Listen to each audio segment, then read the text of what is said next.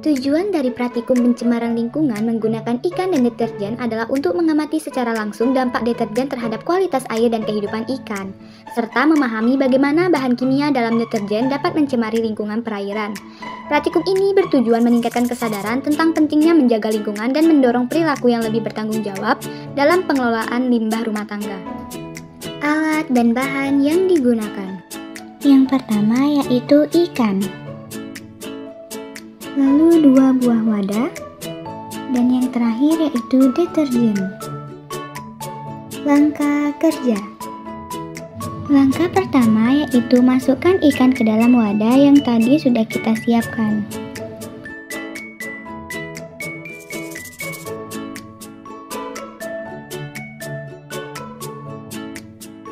Lalu langkah selanjutnya masukkan deterjen ke salah satu wadah yang berisi ikan tadi.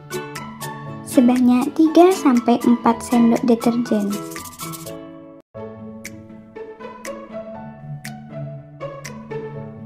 Setelah itu, perhatikanlah perubahan yang terjadi pada ikan tersebut setelah dimasukkan deterjen.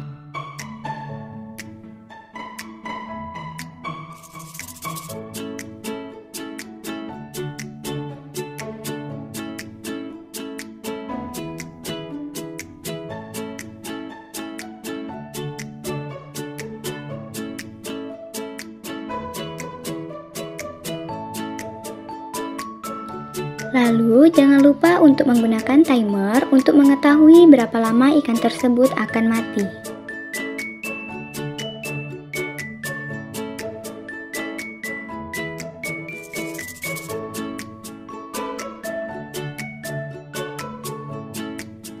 Hasil dari percobaan.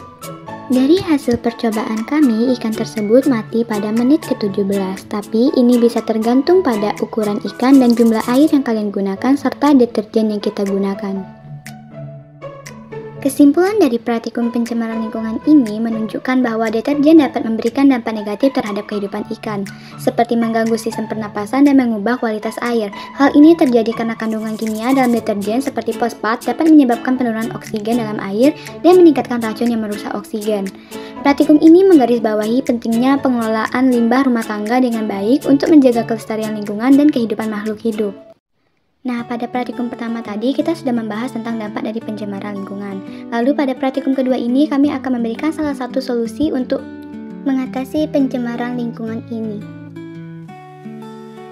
Tujuan dari praktikum penyaringan air ini adalah untuk memahami proses dan prinsip kerja penyaringan dalam menghilangkan kotoran atau zat pencemar dari air, sehingga menghasilkan air yang lebih bersih dan layak digunakan. Praktikum ini juga bertujuan melatih keterampilan dalam merancang dan menggunakan alat penyaring sederhana, serta meningkatkan kesadaran akan pentingnya teknologi pengelolaan air dalam kehidupan sehari-hari. Alat dan bahan yang digunakan,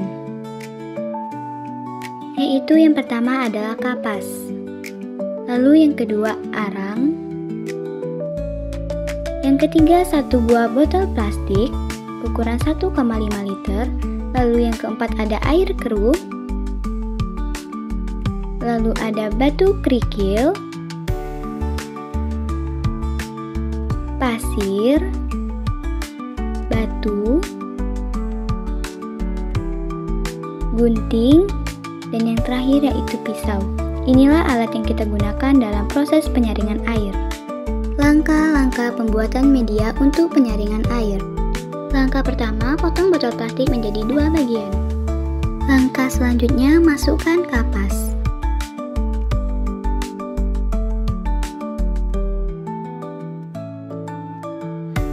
Langkah selanjutnya, masukkan batu. Setelah itu, masukkan lagi kapas. Lalu, langkah selanjutnya, masukkan arang.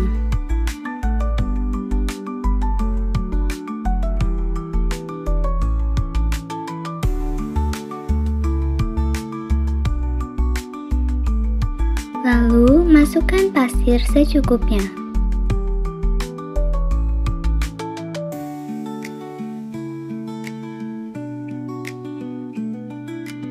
Langkah terakhir yaitu masukkan batu kerikil.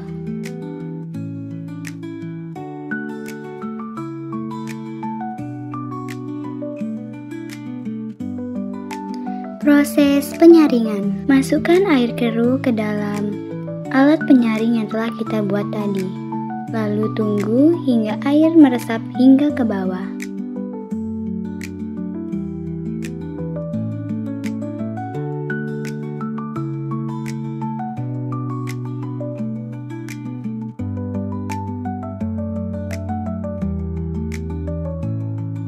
Lalu setelah proses penyaringan yang pertama, kami juga melakukan penyaringan yang kedua agar menghasilkan air yang lebih jernih.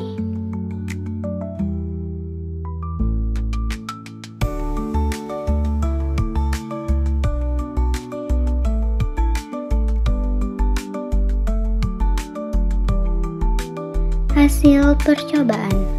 Terlihat dari hasil penyaringan pertama, air masih sedikit keruh. Namun, kami lakukan lagi penyaringan yang kedua dan air menjadi lebih bersih dan lebih jernih. Kesimpulan dari praktikum penyaringan air ini menunjukkan bahwa proses penyaringan efektif dalam menghilangkan partikel kotoran seperti debu, pasir, dan lumpur sehingga menghasilkan air yang lebih jernih. Media penyaringan seperti pasir, arang aktif, dan kapas memiliki peran penting dalam menyaring partikel dengan ukuran berbeda. Namun, proses ini hanya membersihkan air secara fisik dan belum menjamin air bebas dari mikroorganisme atau zat kimia berbahaya. Oleh karena itu, diperlukan langkah tambahan seperti perebusan atau desinfeksi untuk memastikan air aman dikonsumsi.